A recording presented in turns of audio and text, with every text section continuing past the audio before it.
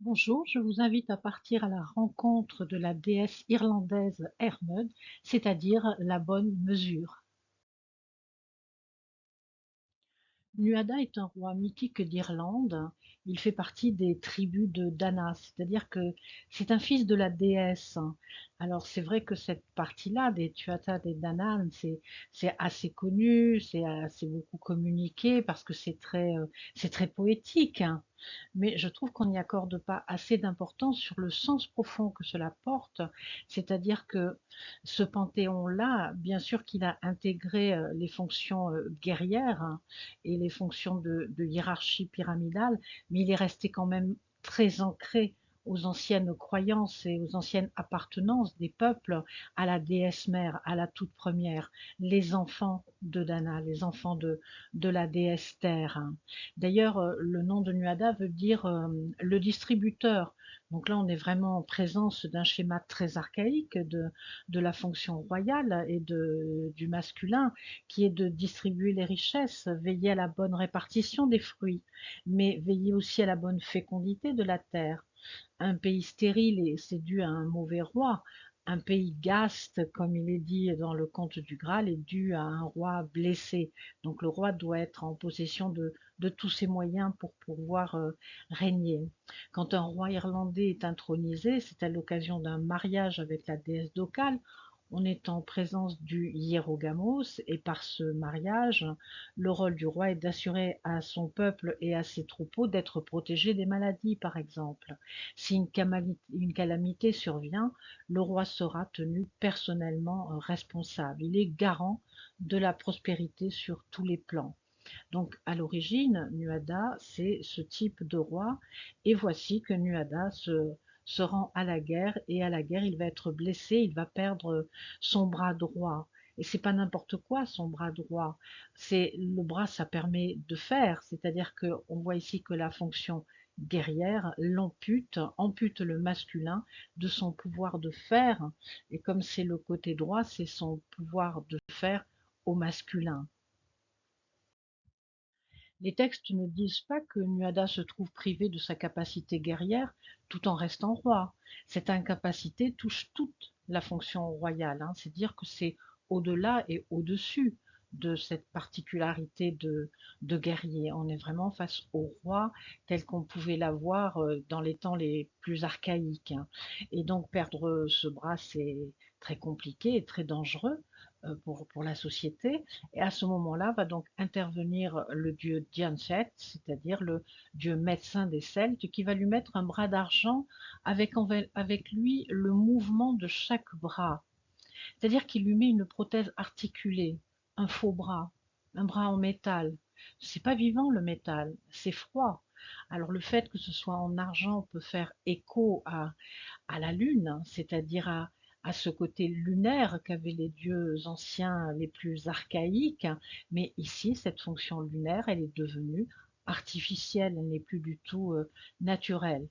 Il est intéressant de noter que le nom de Dianfed veut dire prise rapide. Or, dans de très nombreux mythes, on peut identifier que les calamités découlent de trop de rapidité et de trop d'impatience du masculin.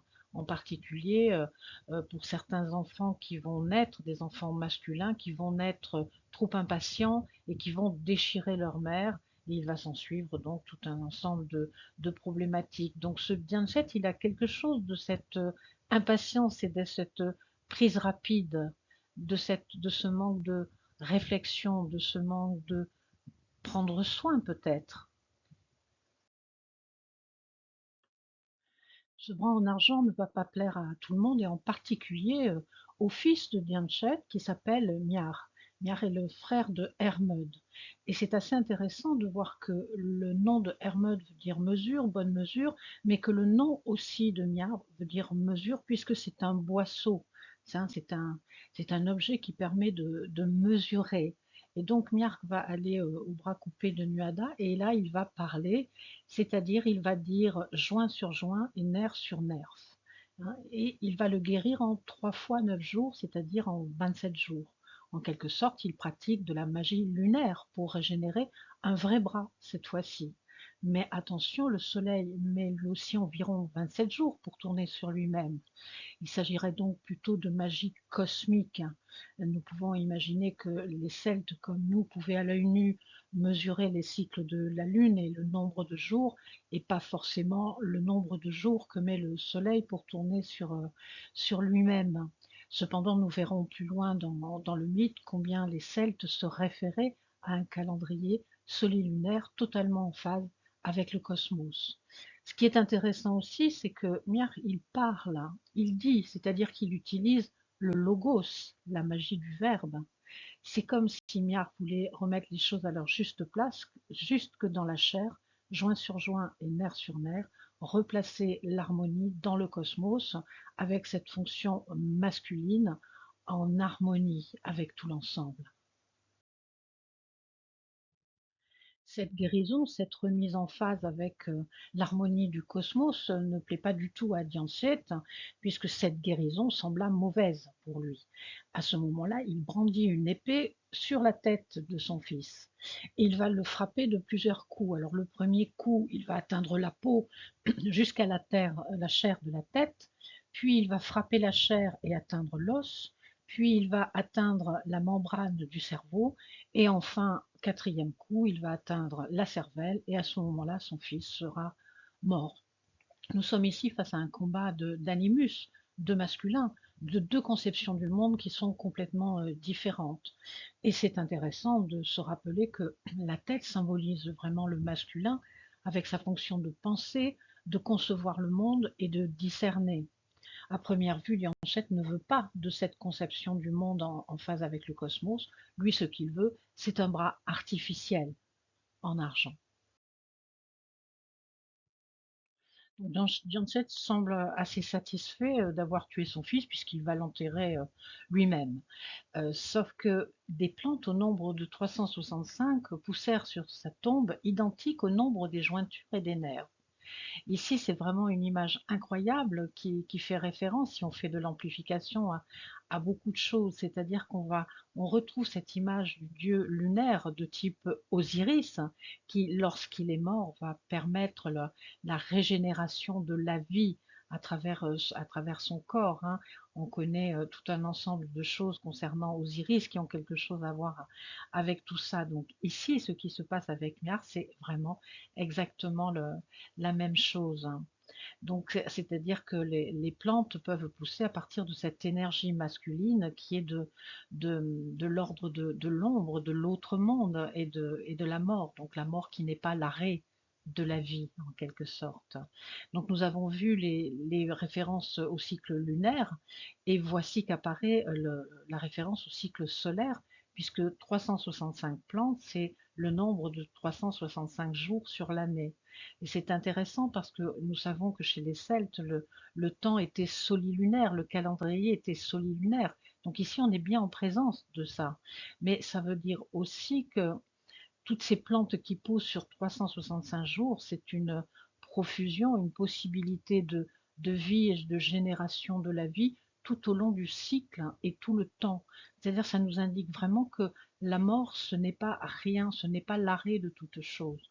C'est quelque chose qui se couve et qui va pouvoir être comme ça régénéré. Donc, c'est aussi l'harmonisation des jours et du nombre des jointures et des nerfs du bras de Nuada. C'est-à-dire qu'on a ici cette reliance, cette connexion entre les cycles cosmiques, hein, soli-lunaires, et la chair humaine, le corps humain, l'incarnation. Il n'y a pas de dichotomie, il n'y a pas de scission entre le cosmique et le terrien et la chair. Donc ça, c'est très beau aussi, c'est très parlant, hein.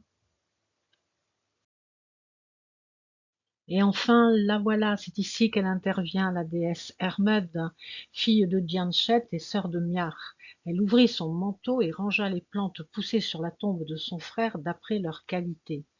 C'est intéressant de voir qu'ici encore se trouve un féminin capable de prendre sous son sein l'issue de la mort. Il y a quelque chose d'Isis dans ce schéma du mythe, hein. Et puis voici aussi le fameux manteau de la déesse Brigitte, Pour en savoir un petit peu plus, je vous conseille d'aller écouter la capsule que j'ai fait sur Brigitte, hein, puisque je détaille hein, un petit peu plus à quoi ça correspond. Il s'agit de tisser, de tissage, comment on fait pour vivre ensemble. Il s'agit de protéger, de réchauffer, de répandre les bienfaits sur la terre. Hein, les plantes sont dans le manteau et elles sont bien rangées avec Hermès. C'est vraiment comme un mode protecteur parfaitement bien organisé. Ce nom d'Hermod, qui veut dire la bonne mesure, c'est faire la différence entre le poison et le remède. Elle représente pour nous un savoir intuitif, naturel, la connexion avec la nature. Mais à ce moment-là, son père revient et il est encore très en colère et très jaloux parce que il y a ici quelque chose qui lui échappe. Et donc il va mélanger les plantes si bien qu'on ne connaît pas leurs effets propres à moins que le Saint-Esprit ne les révélait par la suite. Alors ici, on voit un apport chrétien avec cette notion de Saint-Esprit, mais nous savons que très souvent, il est affilié au féminin. Et donc, ça nous indique vraiment qu'il y a un lien entre le féminin, l'intuition et la nature, et tout ce que la nature peut nous apporter de bienfaits, d'équilibre, de bonnes doses. À la fin, il se passe quelque chose de vraiment intéressant parce que ce Dianchette, qui est quand même pas le joli personnage dans ce mythe-là, il va avoir une phrase qui est vraiment rédemptrice et qui va être très sage. Il dit Simiar n'est plus, il reste Hermod. C'est-à-dire qu'il est en train de nous dire que quoi qu'il arrive, le féminin, la déesse, elle est toujours là. C'est une invitation de retour aux sources de la nature, de nous reconnecter à notre propre nature, parce que quoi que l'on fasse, il y aura toujours moyen de s'y reconnecter, de se laisser inspirer, de se laisser soigner, de se laisser guérir en faisant appel à toutes ces forces de la nature. Donc bien sûr ça nous parle de phytothérapie, bien sûr que ça nous parle de la guérison du corps, mais ça nous parle aussi de la nature dans notre propre psyché qui est capable, donc si elle est bien mesurée, de nous amener vers un mieux-être et vers une guérison. Voyons voir ce que peut nous dire cette déesse Hermeude dans un tirage avec l'oracle des gardiennes des mythes, et le questionnement pourrait être par évidence un problème de santé, c'est-à-dire faire face à une maladie. Alors les cartes en jeu sont Héra, Hermeude, Astarté et Frigg. Alors ici, en ce qui concerne la personne elle-même, nous avons Héra, c'est-à-dire qu'il semble que cette maladie qui est subie, qui est vécue, elle soit pas du tout agréable, elle ressemble à quelque chose comme de la colère face à quelque chose qui peut être ressenti comme de l'injustice. Donc il y a vraiment un mal-être, quelque chose qu'on a vraiment du mal à supporter. En face, dans ce qui représente les autres, mais aussi le contexte dans lequel nous évoluons, nous avons donc Hermod, c'est-à-dire que ça veut dire que nous pouvons rencontrer, nous pouvons faire face à un contexte ou à une personne qui va nous apporter la bonne mesure. Alors ça peut être un médecin ou je sais pas moi, enfin quelqu'un du corps médical qui va avoir la vision juste et la bonne mesure dans la médecine que nous devons prendre. C'est-à-dire nous sommes bien accompagnés, nous sommes bien inspirés aussi. Hein. Nous pouvons choisir des bons éléments à prendre et à ingérer. L'origine, c'est Astarté, ça voudrait dire que la dynamique qui est mise en œuvre, c'est pas simplement une colère sourde qui fait qu'on est juste mal à l'aise, il y a aussi la volonté de s'en sortir, chercher la bonne étoile, chercher comment avancer et comment guérir de cette maladie. Et puis la réponse, c'est Frigg, c'est-à-dire qu'on a une déesse qui file la destinée et qui est certainement capable de tisser des manteaux, c'est-à-dire que ça peut vraiment indiquer que la vie reprend son cours, le tissage peut continuer à se faire. Alors voyons voir ce que nous avons au centre. Et au centre, nous avons Artémis qui indique que ici tout va passer par une reconnexion avec la nature profonde, avec notre nature profonde, retrouver un certain équilibre, respecter nos besoins, respecter nos cycles naturels. Et c'est en passant par ces cycles naturels que nous pourrons retrouver la possibilité de tissage de notre vie. Alors c'est un tout petit bout de mythe, c'est une toute petite histoire, mais nous avons vu que dans cette petite histoire, il y a vraiment beaucoup de choses. Il y a des images vraiment très très belles qui nous indiquent que quels que soient les conflits et les combats d'animus qui sont sur le devant de la scène, eh ben, il y a quelque part, il y a toujours Hermod qui est là avec son manteau à l'intérieur duquel il y a les plantes, et même si elles ont été complètement mélangées par son père jaloux et en colère, il y a toujours possibilité de retrouver cette connexion et ce savoir-faire avec la nature elle-même. Bien sûr qu'il s'agit des plantes, c'est-à-dire de la phytothérapie, voire de l'homéopathie, ou pourquoi pas des fleurs de bac, mais c'est aussi beaucoup plus profond que ça. Il s'agit des plantes de l'âme à l'intérieur de la psyché, de notre reliance, de notre appartenance à la nature. Donc c'est très positif, c'est très enthousiasmant dans le sens vrai du terme de savoir que quelque part, quoi qu'il arrive, en faisant appel à cette grande déesse de la guérison et de la bonne mesure, nous pouvons toujours nous reconnecter à notre essence première et c'est tout ce que je vous souhaite.